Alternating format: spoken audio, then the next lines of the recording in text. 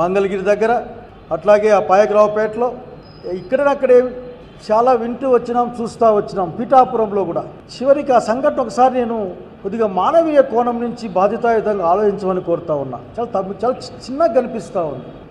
వాళ్ళకంత కడుపులోంచి బాధ వస్తూ ఉంది. ఏంది ఇది? ఒక 9వ తరగతి క్లాస్ చదువుకునే అమ్మాయి, ఒక తెలుగుదేశం పార్టీ కుటుంబానికి సంబంధించిన అమ్మాయి, నాకు తెలిసినంత వరకు వాళ్ళ నాన్న బహుశా తెలుగుదేశం పార్టీ విజయోత్సవాల్లోనూ దేంట్లో అటువంటి దాంట్లో యాక్సిడెంట్లుగా చనిపోయాడనే వార్తలు విన్నా నేను. వాళ్ళ అమ్మగారికి కూడా అంత సరిగా మానసిక స్థితి ఉండదని చెప్తా ఉన్నారు. ఆ అమ్మాయి యొక్క బలహీనతని, భయాన్ని ఆసరా చేసుకొని నెలల పర్యంతం 1, 2, 3, 4, 5, 10, 12, 13, 14 అంక వస్తూ ఉంది. చూరికి ఆ అమ్మాయి గర్భం దాల్చేదాకా ఎక్కడ తీసుకెళ్తా ఉన్నారు దీన్ని? అక్కడికక్కడ సమాజం రియాక్ట్ కావాలి కదా. ఆ 7 గుర్రాల పల్లెలో ఉన్న సమాజం రియాక్ట్ కావాలి కదా. ఏ పార్టీ అయినా కానివ్వండి, దాన్ని గట్టిగా మాట్లాడితే రాజకీయ రంగు పులిమే ప్రయత్నం చేస్తారు. ఇక రాజకీయాలను మాట్లాడే సిద్ధంగా లేదు. రాజకీయాలను మాట్లాడాల్సి వస్తే మాట్లాడుకుందాం, అదేం పెద్ద గొప్ప విషయం ఏం కాదు, మాట్లాడదాం. రాజకీయాలు మాట్లాడాల్సి వచ్చిన కాలంలో నేను స్పందన చూశాను. ఆ అమ్మాయి తల్లి ఇంటికి వాకులు వేసుకొని వెళ్ళిపోయారు. లేదంటే ఆ అమ్మాయి ఇంటికి, వాళ్ళ అమ్మ ఆ అమ్మాయి ఉన్న ఇంటికి తాళం వేయబడింది. ఎక్కడికో వెళ్ళిపోయిందో లేకపోతే ఆచూకీ తెలియలేదో. వాళ్ళని తిరిగి భద్రంగా దగ్గర తీసుకోవడం అనేది ఎవరి బాధ్యత? నిస్సందేహంగా ఈ రాష్ట్ర ప్రభుత్వం బాధ్యత. ఈ జిల్లా సత్యసాయి జిల్లా, పక్క జిల్లా కావచ్చు, ఆ జిల్లా యొక్క అధికారుల యొక్క బాధ్యత అని చెప్పడానికి ఏమాత్రం కూడా నేను సంకోచపడ్డం లేదు. మనమందరం ఆలోచించాలా, ముఖ్యంగా ఉద్యోగస్తులు కూడా, ప్రత్యేకించి పోలీసు వ్యవస్థ ఆలోచించాలి. ఎవరి ప్రయోజనాలని కాపాడడం కోసం మనం పనిచేస్తూ ఉన్నాం. కంప్లైంట్, నాకు శ్రీధర్ బాగా తెలుసు, నాకు ఆ సిఐ కంప్లైంట్ ఇస్తే యాక్షన్ తీసుకుంటాం, ఎంక్వైరీ చేస్తామన్న వార్త నేను చూశాను. ఎవరు కంప్లైంట్ ఇవ్వాలి? యాక్సిడెంట్లో పాపం చనిపోయిన వాళ్ళ నాన్న కంప్లైంట్ ఇవ్వాలా? లేక నెలల పర్యంతం భయపెట్టి వీడియోలు కూడా తీసినామని చెప్పి, వీడియోలు ఉన్నాయని చెప్పుకుంటూ భయపడ్డ ఆ అమ్మాయి ఇవ్వాలా? లేక మతి స్థిమితం పూర్తి స్థాయిలో బాగాలేదన్న అంటే మెంటలీ నాట్ వెల్ అన్నదాని నుంచి ఇవ్వాలా? ఎవరు ఇవ్వాలి? అటువంటి ఒక జుగుప్సాకరమైన సంఘటన జరిగిన తర్వాత ఎందుకు మీరు ఆ నిందితులు అనుకుందాం, పోన్లే నేరం నిరూపించబడేంత వరకు ప్రతివాడు నిందితుడే అనే మాట్లాడే భాషను తీసుకున్నా అనేక పేర్లు బయటకు వస్తున్నాయి కదా. ఇప్పటికే అనుమానాస్పదమైన అనుమానిత లిస్టోటి బయటకు వస్తూ ఉంది కదా. ఇప్పటికే చిన్నపిల్లలను కాపాడడం కోసం పెద్ద సెక్షన్లు ఉన్న కేసులని, ఆ శిక్షలతో ఉన్న కేసుల్ని మనం చట్టం చేయబడింది కదా. ఏం అడ్డం వస్తుంది మీకు? వాళ్ళని తీసుకొని రాలేరా? విచారించలేరా? నిజం రాబట్టలేరా? మా డిపార్ట్మెంట్ దీనిపైన ప్రత్యేకంగా ముందుకెళ్తా ఉన్నాం. ఇదిగో ఈ రోజుకి ఇప్పటికే ఇన్న సంఘటన చాలా నాకు గుర్తుంది. కొన్ని సోషల్ మీడియా పిల్లకాయల కేసుల్లో వాళ్ళ పేరెంట్స్ని తెచ్చిపెట్టుకున్నారు కదా దగ్గర, వాళ్ళ అమ్మా నాయన తెచ్చి కూర్చోబెట్టుకున్నారు కదా. మీ పిల్లగాన్ని పట్టిస్తే తప్ప లాభం లేదని నిజంగా మిమ్మల్ని ఆలోచించమని కోరుతా ఉన్నాను. నాకు ఎవరు తిట్టడానికి కూడా మనసు రావడం లే. ఒక నిస్సహాయమైన పరిస్థితి కనిపిస్తుంది నా ముందర. నాకు నిజంగా ఎంత భయం వేస్తుంది అనుకుంటేనే. మళ్ళీ వీళ్ళంతా ఒకే రాజకీయ వర్గానికి సంబంధించిన వార్తలు కూడా వస్తూ ఉన్నాయి. ఇందులో పాలిటిక్స్ ఏముంది?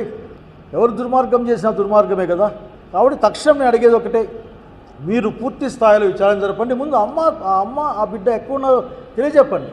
ఎక్కువ ఉన్నారు వీరు, వాళ్ళు ఆసుపత్రిలో ఉన్నారా, లేక పోలీసు వాళ్ళ భద్రతలో ఉన్నారా, లేక ప్రైవేటు వ్యక్తుల దగ్గర ఏమన్నా వాళ్ళు ఉన్నారా? అది తెలవాల్సిన అవసరం ఉంది కదా. కనుక ఈ బాధ్యత నుంచి ఎవరు తప్పించుకోవడానికి వీళ్ళు కాదు. ఆఖరి అసలే ఇప్పటికే ఒక హింసాత్మకమైన వాతావరణం పెరుగుతూ ఉంది అని భయపడే కాలంలో I am requesting the departments, I am requesting all the people across the table, across the parties, I am requesting, please act firmly, please act responsibly to protect the people and their thrust also. అన్ని చోట్ల చివరికి ఉప ముఖ్యమంత్రి ఇలాకాలో కూడా సాంఘిక బహిష్కరణ చూశాను నేను. అనేక ప్రాంతాల్లో మొన్న దినాల్లో వాళ్ళ మీద కేసులుంటే ఉండొచ్చు. ఆ కేసులు ఉన్నాయని చెప్పేసి రోడ్డు మీద పడేసి వాని కాళ్ళకి ఎముకలు కాదు రాడ్లు ఉన్నాయని చెప్పినా సరే బూటు కాళ్ళతో తొక్కి పట్టుకొని కన్న సంగతి గుర్తుకొస్తుంది. ఇప్పుడు గుర్తుపెట్టుకుంటా ఉన్నా నేను. కనుక ఈ సమాజం ఆలోచించుకోవాల్సిన అవసరం వచ్చింది. రాజకీయాలుగా ఆలోచించాల్సిన కాలం కాదు ఇది. ఎవరూ బాధపడడానికి కూడా అవకాశం లేదు, అవసరం కూడా లేదు. ఇటువంటి వాళ్ళని ఊహించుకోండి. ఫస్ట్ ఇద్దరు బ్లాక్మెయిల్ చేస్తారు, మళ్ళీ దాన్ని చూపించి ఇంకొంతమంది బ్లాక్మెయిల్ చేస్తారు. సిరీస్ 9వ క్లాస్ చదువుకునే అమ్మాయి. కనుక సత్యసాయి జిల్లా అధికారులను కోరుకుంటా ఉన్నా, అట్లాగే డీజీపీ గారిని కోరుకుంటా ఉన్నా, ఇటువంటి పునరావృతం కాకుండా గట్టి చర్యలు. నేనేం తెనాల్లో కొట్టమని చెప్పేవాడిని కాదు నేను. కానీ అటువంటి పని చేయాలంటే భయపడాలి ఆఖరి వనకాలి. వైఎస్ఆర్సీపీ పార్టీగా డిమాండ్ చేస్తూ ఉన్నాం. డీజీపీ గారు మీరు చాలా బిజీగా ఉన్నారు. పోలీస్ శాఖ చాలా బిజీగా ఉంది, మామూలు బిజీగా ఎప్పుడు లేనంత బిజీగా ఉంది. బాబు రంగయ్య పాదయాత్ర చేస్తూ ఉంటే 2 డిఎస్పీలు, 6 మంది సిఐలు, 40 మంది 50 మంది కానిస్టేబుల్. రంగయ్య ఇక్కడ జిల్లా స్థాయి అధికారిగా పనిచేసిపోయిన మనిషి ఆకే చాలా బిజీగా ఉన్నారు. ఊర్లో చూస్తూ ఉన్నాం, రాత్రిపూట జీబురు గడ్డాలు చింపి జుత్తులు వేసుకొని తూగుతూ పోయే పిల్లగాలను చూస్తూ ఉన్నాం. ఎవరు కట్టడి చేస్తారు ఇవన్నీ? కనుక ఈరోజు రాష్ట్రంలో ఈ సమాజంలో జరుగుతున్న అనేకమైన దుశ్చర్యల్ని, అనేకమైన చెడ్డ విషయాల్ని ఆపే శక్తి మీ చేతుల్లోనే ఉంది. దాని సమాజంగా మా బాధ్యత నిర్వర్తిస్తాం. తక్షణం ఆ అమ్మాయి ఎక్కడుంది, ఆ అమ్మ ఎక్కడుంది, ఇంటికి ఎవరు బీగం వేసి తీసుకెళ్లారు అని సమాధానం చెప్పాల్సిన అవసరం ఉంది. మీకు కంప్లైంట్ అవసరమైతే వైఎస్ఆర్సీపీ పార్టీ నుంచి వివిధ సంఘాల నుంచి కూడా వాళ్ళతో మాట్లాడి, సత్యసాయి జిల్లా మా యూనిట్తో మాట్లాడి అనంతపురం జిల్లా యూనిట్ పర్మిషన్ తీసుకుని ఇక్కడ మా పిల్లలపై దాన్ని కంప్లైంట్ కూడా ఇస్తారు, రేపే ఇస్తారు. కనుక దయచేసి కొద్దిగా సెన్సిటివ్గా, డోంట్ బి డీసెన్సిటైజ్, సెన్సిటివ్గా ఆలోచించమని I'm requesting everybody. This is my appeal, my request. నా భయం కూడా ఇది, ఇట్లా అయిపోతూ ఉంది సమాజం అని.